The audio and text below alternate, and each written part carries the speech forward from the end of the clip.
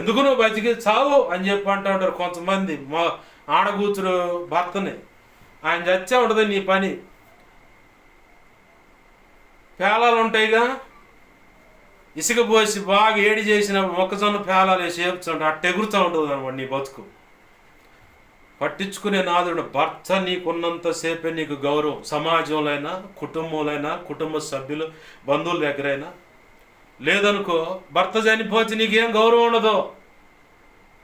అరే రే మొన్న మోపిదోతుందిరా పక్కరా పనికి మంది పొద్దున్నే ఎదురొచ్చింది, పొద్దున్నే దీని మొఖం చూడాల్సి అని చెప్పని మొఖాన్ని వచ్చారు.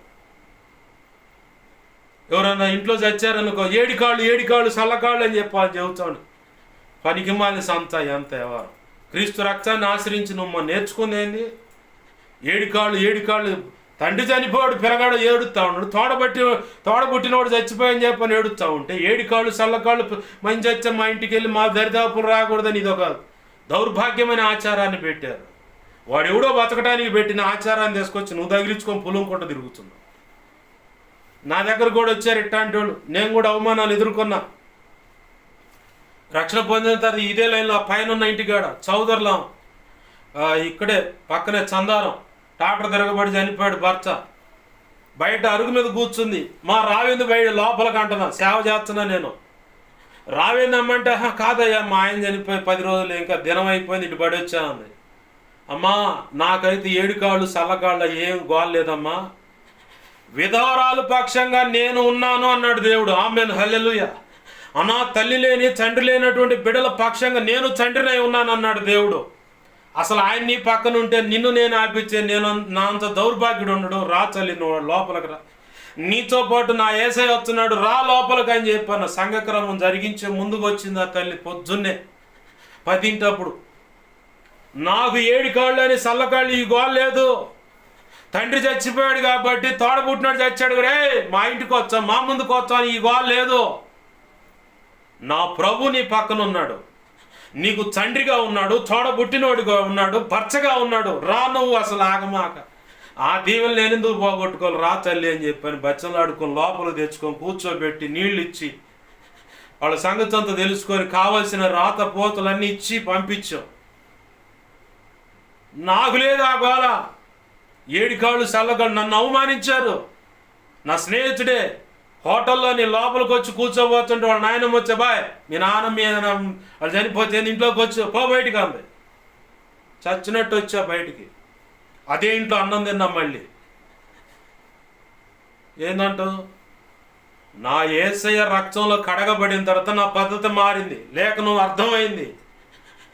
భర్త చనిపోయిన వ్యక్తి చనిపోయిన దినం అయిందా, రాను నా ఇంట్లోకి రా, నా యేసయ్య ఉన్నాడు నీ పక్కన. విధవరాలు పక్షంగా నేను వ్యాజ్యమాడే దేవుడు అన్నాడు. విధవరాలకు నేను భర్తగా యజమానుడిగా కుటుంబానికి ఉంటానన్నాడు యేసయ్య. నేనెందుకు కాదనుకోవాలండి? నేనే ఉండండి తృణీకరించడానికి. నా ప్రభును తృణీకరించిన వాడిని అవుతా నేను. నా ప్రభుని అవమానపరిచిన వాడిని అవుతాను. లేఖనం ఏంటో నాకు పూర్తిగా గ్రహింపులోకి వచ్చింది కాబట్టి రా నువ్వు లోపల. ఏడికాళ్ళు లేవు, సల్లకాళ్ళు లేవు. దౌర్భాగ్యం ఆచారం వాడు ఒకడు పెట్టిండు. వాడు ఇప్పుడు చెప్పే పద్ధతి కాదు కాబట్టి వాడు వీడు అంటున్నా. నువ్వు బులుకోమాక. లేఖనము తెలిసిన తర్వాత భర్త చనిపోయిన వ్యక్తికి నువ్వు తోడుగా ఉండాలి. సాధ్యమైతే నువ్వు ఏదో ఒకటి సహకారాన్ని అందించాలి, లేదా ఆ వ్యక్తి కోసం ఆ పిల్లల కోసం ప్రార్థన చేయాలి. అందరూ అవమానించినట్టు లోకం తృణీకరించినట్టు నువ్వు తృణీకరించడానికి లేదు. క్రీస్తు రక్తంలో కడగబడిన వ్యక్తి నువ్వు. ప్రభు ప్రేమను బట్టి వారిని ఆదరించాలి, బలపరచాలి, ప్రోత్సహించాలి. అందుకే ఏడ్చేవాని ఇంటికి పోయి ఏడవమంటే నేను ఏడుస్తా.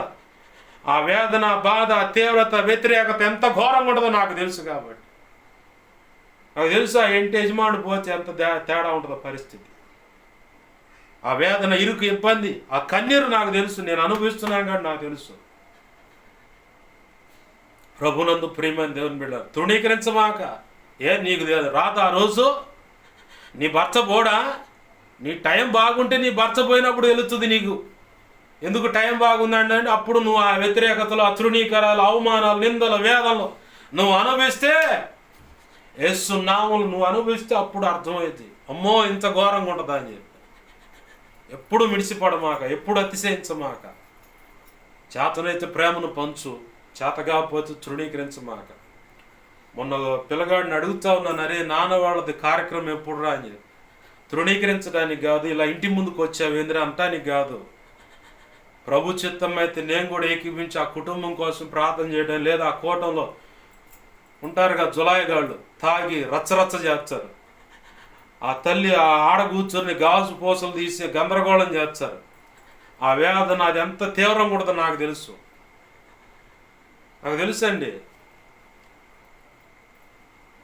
వారి ఆదరణ కోసం ప్రార్థన చేయడానికి నేను అడిగేది, విమర్శించటానికి కాదు. క్రీస్తు రక్తంలో కడగబడ్డ దేవుని పిల్లల్ని పిల్లగాడిని అని చెబుతున్నావు, వాక్యం చదువుతున్నావు, ప్రార్థన చేయాలి. నువ్వు ఏం నేర్చుకున్నావు? సంఘాలకు వెళ్ళి విధవరాలని విమర్శించడం నేర్చుకున్నావా? ఏడికాళ్ళు చల్లగాళ్ళు మా ఇళ్ళకి వెళ్ళి రామాకండి అని చెప్పటం నేర్చుకున్నావు నువ్వు? నీలో ఇంకా లోకం బతికి ఉందంటే నీ బతుకు మారలు, అదే లెక్క. చెప్పటానికి చాలా ఉందిలే కానీ రండి ప్రార్థన చేసుకుందాం దేవుని